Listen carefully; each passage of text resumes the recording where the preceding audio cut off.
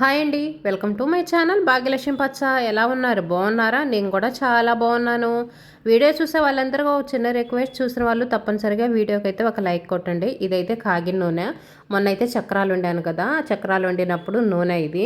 ఆ నూనె అయితే సపరేట్గా ఒక గిన్నెలోకి అయితే తీసుకున్నాను. రోజువారీ వాడే నూనె అయితే అయిపోయింది. ఇంకా మళ్ళీ జగ్గులో అయితే పోస్తున్నాను. ఈరోజైతే చేనుకి వెళ్ళాలి.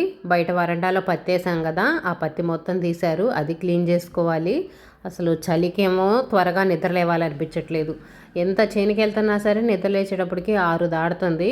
అసలు చేనుకి వెళ్ళేటప్పుడు కనీసం 5:30కి అలా నిద్ర లేచి త్వరగా పనులు చేసుకుంటేనే చేనుకి వెళ్ళగలుగుతాము. ఈ చలికైతే మాత్రం అసలు త్వరగా నిద్రే లేవట్లేదు. బయట వరండా మొత్తం బూజు పట్టిపోయింది. కిటికీలన్నీ పురుగులు అనుకోండి, గజిబిజి గందరగోళంగా ఉంది. అదంతా క్లీన్ చేసుకొని వెళ్ళాలా, వచ్చిన తర్వాత క్లీన్ చేసుకోవాలైతే అర్థం కావట్లేదు. ఇందాక కాగిన నూనె అని చెప్పాను కదా, కాగిన నూనె అయితే మేము వాడుకుంటాము, పారబోయము. రోజువారీ కూరల్లోకి అన్నిట్లోకి ఈ నూనె అయిపోయేంత వరకు రోజు ఏం వండుకుంటామో దాంట్లోకి వాడుకుంటానే ఉంటాము. కాగిన నూనె అనేది వాడుకోకూడదని చాలామంది పారబోయటమో ఎవరికన్నా ఇచ్చేయటమో అలా చేస్తూ ఉంటారు. ఏం అవసరం ఉండదండి. మనము చెక్కలు చక్రాలు అవన్నీ ఒక్కసారే కదా మనం వండుకునేది. ప్రతిరోజు మళ్ళీ ఆ కాగిన నూనెలోనే వేరే నూనె తీసుకొచ్చి పోసి మళ్ళీ అట్లా వండుతూ ఉండం కదా మనం. అందుకని ఇలా డీప్ ఫ్రైలు చేసిన ఆయిల్ అయితే వాడుకోవచ్చు. ఏ ఇబ్బంది అయితే ఏమీ ఉండదు. ఈ నూనె జగ్గులో తీసుకున్నా కదా సపరేట్గా, ఈ నూనె అయిపోయేంత వరకు ఇంకా వేరే నూనె అయితే కలపను. ఇంక ఈ నూనె అయిపోయిన తర్వాత మళ్ళీ ప్యాకెట్లు ఓపెన్ చేసుకొని అయితే పోసుకుంటాను. ఆ నూనె ఎన్ని రోజులు వచ్చింది? 10 రోజులు వచ్చింది. వాడుకోవచ్చు. ఏ ఇబ్బంది అయితే ఏముండదు. హోటల్లో వాళ్ళైతేనేమో వాళ్ళు ఇంకా డైలీ వాడుతూనే ఉంటారు కాబట్టి కాగిన నూనెలో మళ్ళీ నూనె తీసుకొచ్చి పోస్తూ ఉంటారు. ఆ నూనె అనేది అలాగనే ఉంటుంది, అలాగనే వాడతారు కాబట్టి అవి తినకూడదు అంటారు. కానీ మనం ఇంట్లో ఇలా వాడుకుని డీప్ ఫ్రైలు చేసుకుని వాడుకోవచ్చు. ఏ ప్రాబ్లం అయితే ఏమీ ఉండదు. ఇలా నూనె వాడటం వల్ల ఎక్కువ రోగాలు వస్తాయి అది ఇది అంటూ ఉంటారు. అలా అయితే ఏముండదండి. ఉదయం నుంచి సాయంత్రం వరకు మనం తినే తిండిని బట్టి, వాటర్ తాగే దాన్ని బట్టి, వాటిని బట్టి కూడా ఉంటుంది. ఒక్క నూనె వాడటం వాడకపోవటం వల్ల ఏ ఇబ్బందులు అయితే ఉండవు. ఎటువంటి అనుమానాలు పెట్టుకోకుండా కాగే నూనె అయినా సరే చక్కగా వాడుకోండి. మధ్యతరగతి వాళ్ళు 1 కేజీ నూనె కొనుక్కోవాలంటే ఎంత ఖర్చు అవుతుంది చెప్పండి. 1 కేజీ ప్యాకెట్ ఎన్ని రోజులు వస్తుంది మనకి? ఎన్నో రోజులు రావట్లేదు. అలాంటప్పుడు ఇలాంటి నూనెలు వాడకూడదని చెప్పేసి అదొక అపోహలో ఉండి పారబోసుకోకూడదు. వాడుకోవచ్చు, ఏం కాదు. చేనుకి వెళ్ళాలని చెప్పాను కదా, అందుకనే ఉదయాన్నే ఇంకా అందరికి ఒకేసారి అన్నం అయితే వండుతున్నాను. బయట అయితే అంట్లేసాను. చేనుకి క్యారేజ్ తీసుకెళ్ళాను కదా, సాయంత్రం చేను నుంచి వచ్చేటప్పటికి ఇంకా చలిగా ఉండి అంట్లు అయితే కడగాలనిపించట్లేదు. అంట్లు అయితే కడగలా అలాగనే ఉన్నాయి. ఇంకా ఉదయం అయితే కడుగుతున్నాను. ఇంక ఇదైతేనేమో నవీన్కి ఉల్లిపాయ రైస్ చేద్దామని చెప్పేసి ఫ్రై చేస్తున్నాను. ఉల్లిపాయ అయితే కొంచెం మాడింది. అంతేనండి, హడావుడిగా ఉన్నప్పుడు ఇలాగనే జరుగుతూ ఉంటుంది. ప్రతిరోజు ఎగ్గు తింటానే ఉన్నాడు. ఇంట్లో ఇష్టం లేని కూర వల్ల కానీ లేదనుకోండి. నిన్న సాయంత్రం అయితే కొంచెం సద్దన్నం మిగిలింది. ఎగ్గేసి ఎగ్ ఫ్రైడ్ రైస్ లాగా చేశాను. మరి ఈ కాలంలో మనం చద్దన్నం తినాలంటే తినలేము. చాలా అన్నం మిగిలింది. మరి అలాంటప్పుడు మనం వేస్ట్గా పడేయలేం కదా, అందుకోసమని ఎగ్ ఫ్రైడ్ రైస్ చేశాను. ఇంకా రోజు ఎగ్ ఫ్రైడ్ రైస్ అవుతుందని చెప్పేసి ఇంక ఈరోజు అయితే ఉల్లిపాయ రైస్ చేశాను. టమాటాలు లేవు. టమాటాను ఉల్లిపాయ వేసి ఫ్రైడ్ రైస్ లాగా చేసినా కూడా చాలా బాగుంటుంది. అందుకని టమాటాలు లేవని చెప్పేసి ఉట్టి ఉల్లిపాయ వేసాను. ఇందులో లాస్ట్లో కొంచెం నిమ్మరసం పిండామంటే కొంచెం పుల్ల పుల్లంగా బాగుంటుంది. ఈరోజు టిఫిన్ అయితేనేమో దోశలు, దిబ్బ రొట్టెలు అయితే చేస్తున్నాను. దోశల పిండిలో ఉల్లిపాయలు, పచ్చిమిర్చి ఇవి అయితే వేసాను. జీలకర్ర, కరివేపాకు మన ఇష్టం ఏమైనా వేసుకోవచ్చు. సన్నగా తరిగిన అల్లం ముక్కలు కూడా వేసుకుంటే చాలా బాగుంటాయి. పునుగుల్లో కానీ ఇలా దిబ్బ రొట్టెల్లో కానీ అల్లం ముక్క తరిగి వేసుకుంటే చాలా బాగుంటుంది. మాకైతే పిల్లలు తినరు అని చెప్పేసి ఇలాంటివన్నీ నేను ఏమీ వేయనండి పిల్లల కోసం. పచ్చిమిర్చి కూడా వేయను. ఇంకా ఎప్పుడన్నా నాకు తినాలనిపించినప్పుడు లాస్ట్లో ఒక పచ్చిమిర్చి కట్ చేసుకొని నా వాటికి వేసుకుంటాను. పచ్చిమిర్చి ఒకవేళ పొరపాటున వేసామనుకోండి, ఇంకా వాళ్ళకి ఆ పచ్చిమిర్చి అనేది మళ్ళీ ఎతికేసి దాన్ని తీసేసి వాళ్ళకి తినిపిస్తూ ఉండాలి. ఈ సమస్య అంతా ఎందుకు లేరా బాబా అని చెప్పేసి అసలు పచ్చిమిర్చినే వేయను. తినాలనిపించినప్పుడు ఇంక ఇలా లాస్ట్లో వేసుకొని చేసుకుంటాను. ఈరోజు కూర అయితేనేమో కాకరకాయ పులుసు చేస్తున్నాను. కాకరకాయలు అయితే కొంచెమే ఉన్నాయి, 4 కాకరకాయలే ఉన్నాయి. ఏం చేయాలా అనుకుంటున్నాను. అందుకే నవీన్ కాకరకాయలు ఇలాంటివి తినడని వాడి కోసం ఉల్లిపాయ రైస్ చేశాను. మా కోసం అయితే పులుసు చేస్తున్నాను. పులుసు కూడా అంతకుముందు నేను 1-2 సార్లు చేశాను, చాలా బాగుంటాయి. ఒక్కోసారి అయితే పెరిగేసి కూర కూడా వండుతాను. మొన్న పెరిగేసి కూర వండాను. ఇంకా ప్రతిసారి అదే ఎందుకులే అని చెప్పేసి ఈరోజైతే పులుసు పెడుతున్నాను. పులుసు అనుకోండి మనకు కొంచెం ఎక్కువ క్వాంటిటీ వస్తాయి కదా. పులుసు అంటే ఏముండదండి, మనం ఎప్పుడు బెండకాయ పులుసులు, దోసకాయ పులుసులు అవి పెట్టుకుంటాం కదా, సేమ్ అలాగనే, ఇంకా వేరే ఏమి వేయాల్సిన అవసరం లేదు. సేమ్ అదే ప్రాసెస్. తిరగమాతలో కాకరకాయ ముక్కలు వేయటం, కొంచెం ఉప్పు పసుపు వేసి కొంచెం మగ్గనిచ్చేసి చింతపండు పులుసు పోసి ఇంకా మసాలా అనేది మన ఇష్టం. నేనైతే 2 ఎల్లిపాయలు దంచి అయితే వేసాను. పులుసుకు సరిపడా కారం వేసుకొని ఇంకా కాకరకాయలు అనేవి ఉడకనివ్వాలి. కాకరకాయలు త్వరగానే ఉడుకుతాయి, ఉల్లిపాయల కంటే కూడా కాకరకాయలే త్వరగా ఉడుకుతాయి. చింతపండు పులుసు వేసాం కదా, ఇంకా చేదైతే అస్సలు ఉండదు, చాలా బాగుంటాయి. లాస్ట్లో స్వీట్ అనేది 1 స్పూన్ పంచదార అయితే వేసాను. ఇంట్లో బెల్లం ఉంటే బెల్లం వేసుకోవచ్చు, బెల్లం లేదనుకోండి 1 స్పూన్ పంచదార వేసుకున్నా చాలు, చాలా బాగుంటాయి. కొత్తిమీర కరివేపాకు వేసుకుంటే కూడా ఇంకా చాలా బాగుంటాయి. పులుసు కూడా చూడండి లాస్ట్కి వచ్చేటప్పటికి చాలా చిక్కగా ఉన్నాయి కదా. ఇందులో నేను ఏమీ కలిపేయలేదు, ఉట్టి వెల్లుల్లి దంచేసాను, కానీ చాలా చిక్కగా బాగా వచ్చినాయి. బెండకాయ పులుసు అలాంటివి అయితే ఇంత చిక్కగా రావు. ఇంక ఈరోజు టిఫిన్ అయితే ఇదిగోండి దిబ్బ రొట్టెలు అయితే పోస్తున్నాను. నవీన్కి అయితేనేమో నార్మల్గా దోశ పోసి ఇచ్చాను, వాడికి దోశ పోసి ఉల్లిపాయ వేసి కొంచెం కారం వేసి అయితే ఇచ్చాను. మా కోసం అని చెప్పేసి దిబ్బ రొట్టెలు వేస్తున్నాను, మా కోసం కాబట్టి పచ్చిమిర్చి వేసాను, లేకపోతే వేసేదాన్ని కాదు.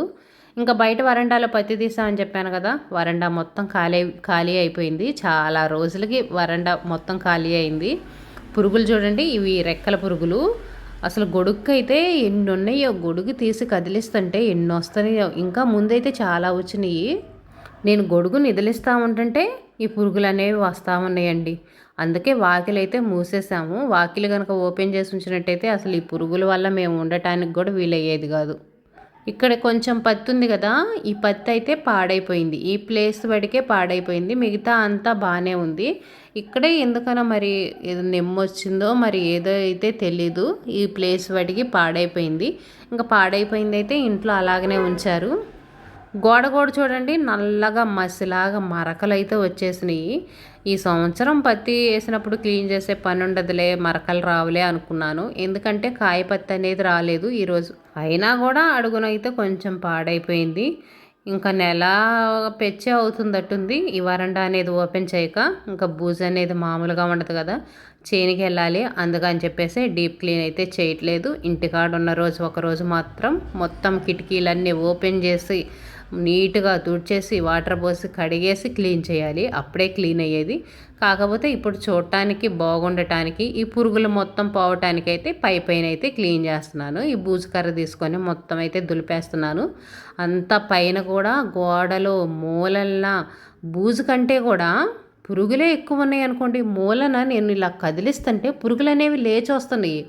మూలల్లో నల్లగా ఉంది, ఏంటో నల్లగా ఉందని చెప్పేసి బూజు కర్ర పెట్టి కదిలేస్తున్నాను, రెక్కల పురుగులు మొత్తం వచ్చేస్తున్నాయి, ఇంటి నిండా కమ్ముకుంటున్నాయి.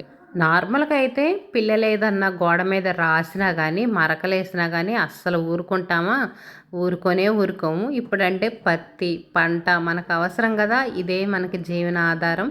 పంటలు పండితేనే కదా మన అవసరాలకి డబ్బులు రావాలన్నా, పిల్లల్ని చదివించుకోవాలన్నా ప్రతిదానికి మనకి పంట అనేది అవసరం కదా, రైతులకి అందరికీ.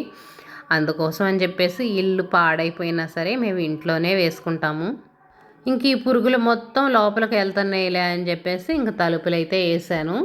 తలుపుల నిండా కూడా బూజు పట్టేసింది. ఇంకా నయ్యలండి, ఈ పురుగులు అయితే గలీజ్ చేస్తాయి, అంతా మరకలుగా మచ్చలుగా చుక్కలుగా ఉంటాయి. ఇంకా నయ్యం అంత దాకా అయితే రాలేదు. ఆ మచ్చలు మరకలు అవి లేవు, అవైతే మాత్రం ఇంకా వాటర్ పోసి శుభ్రంగా తుడిస్తేనే ఆ మరకలు అనేవి పోతాయి, లేకపోతే పోవు. ఈ తలుపులు చెక్కల నిండా ఉంటాయి, గోడల నిండా మరకలు ఉంటాయి, ఫ్యాన్ రెక్కల నిండా అసలు మచ్చలుగా ఉంటాయి అనుకోండి, అంతా గలీజ్ చేస్తాయి. బూజు అయితే మొత్తం నీట్గా దులిపేశాను, మూలనున్న పురుగులు అవన్నీ దులిపేశాను. ఇంక ఇప్పుడు ఇదిగోండి పత్తి చూడండి కరుసుకొని పోయింది, నేను అసలు లాగుతున్నా కూడా రావట్లేదు, చేయబెట్టే మొత్తం అయితే లాగేస్తున్నాను. ఇంకా మరీ రాలేదనుకోండి వేరే ఏదో ఒకటి తీసుకొచ్చేసి ఇలా చెక్కినట్టుగా తీసేద్దాం అనుకున్నాను. కాకపోతే చేతి పెట్టి కొంచెం గట్టిగా లాగితే బాగానే వస్తుంది. ఇంకా అందుకనే మొత్తం అయితే తీసేసాను. అసలు కింద అయితే అంత మరకలో పత్తి మొత్తం అంటుకొని పోయింది, బూజుగా ఉందనుకోండి. ఒకవైపు చేనుకి వెళ్ళాలి, టైం అయిపోతూ ఉంది, ఈ మొత్తం క్లీన్ చేసుకోవాలి. సాయంత్రం దాకా ఇలాగైనా ఉంచామనుకోండి, అస్సలు అలా ఉంచడానికైతే నాకు మనసు ఒప్పదు. ఇంకా ఎంత టైం అయినా సరే ఇంకా క్లీన్ చేసుకోవాల్సిందే, మంచిగానే కదా కొంచెం లేటుగా వెళ్దామని అని చెప్పేసి పైన అయితే క్లీన్ చేస్తున్నాను. అందులో ఈరోజు మా ఆయన సత్తనపల్లి అయితే వెళ్ళాలి ఈ పత్తి అయితే అమ్ముకోవడానికి. మామూలుగా అయితే ఇంకా నేను వెళ్ళినా వెళ్ళకపోయినా పెద్ద ఇబ్బంది అయితే ఏముండదు, కానీ ఈరోజు మాత్రం తప్పనిసరిగా వెళ్ళాల్సిందేను. ఈ పత్తి కూడా తీసి మొత్తం ఎండలో అయితే ఎండబెట్టాలి. మనం ఎండలో ఎండబెట్టామనుకోండి అప్పుడు మళ్ళీ ఇందులో నుంచి మంచి పత్తి అనేది వచ్చింది. ఈ పత్తి మొత్తం ఏం పాడైపోదు, మంచి పత్తి వచ్చేది కదా, అది మొత్తం ఏరేస్తే మళ్ళీ మంచి పత్తి వచ్చేది కదా, అందులో అయితే కలుపుకోవచ్చు. ఇంకా మరీ పాడైపోయింది నల్లగా ఉంటుంది కదా, అదైతేనేమో గుడ్డి పత్తి కొనే వాళ్ళైతే వస్తారు, వాళ్ళకైతే అమ్ముతాము.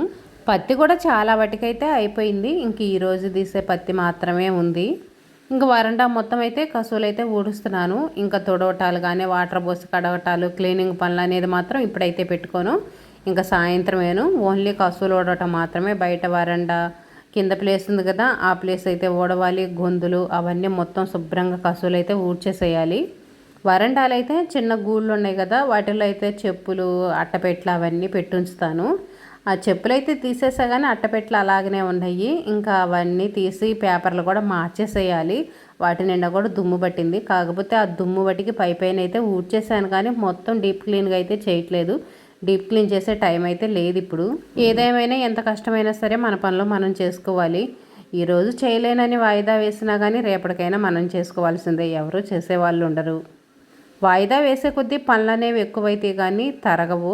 అందుకని వీలైనంత వరకు ఎప్పటి పని అప్పుడు చేసుకోవడం అయితే చాలా బెస్ట్. గోడ మీద మరకలు చూడండి కనిపిస్తున్నాయి కదా మీకు, క్లియర్గా నల్లంగా మసిలాగా కనిపిస్తున్నాయి. అవైతే ఇంకా స్టీల్ కబ్బర్ ఒకటి తీసుకొని రుద్ది అయితే క్లీన్ చేయాలి. నార్మల్గా రుద్దామనుకోండి అవి క్లీన్ అవ్వవు, పుల్లలు చీపురు పెట్టి రుద్దినా కూడా నీట్గా క్లీన్ అవ్వవు. ఇంకా స్టీల్ కబ్బర్ తీసుకొని కొన్ని వాటర్ తీసుకొని లైట్గా రుద్దుకుంటా క్లీన్ చేసుకోవాలి. మరీ గట్టిగా అదేం పెట్టి రుద్దాను అనుకోండి గోడకున్న పెయింట్ అయితే పోయిద్ది. చాలా జాగ్రత్తగా క్లీన్ చేసుకోవాలి. బండ్ల మీద కూడా పత్తి అంటుకొని తెల్లగా కనిపిస్తుంది కదా, ఈ ప్లేస్ కూడా అంతేను, స్టీల్ కబ్బర్ పెట్టి రుద్ది క్లీన్ చేసుకోవాలి. ఈ రుద్దటాలు క్లీనింగ్లు అనేవి సాయంత్రం నుంచి వచ్చిన తర్వాత అయితే క్లీన్ చేస్తాను. లేదనుకోండి పత్తి అయిపోతే ఇంకా రేపైతే క్లీనింగ్ ప్రోగ్రామ్ అయితే పెట్టుకోవాలి. ఇదేనండి ఈరోజు వీడియో కనుక మీకు నచ్చితే లైక్ చేయండి, షేర్ చేయండి, సబ్స్క్రైబ్ చేసుకొని కామెంట్ పెట్టండి.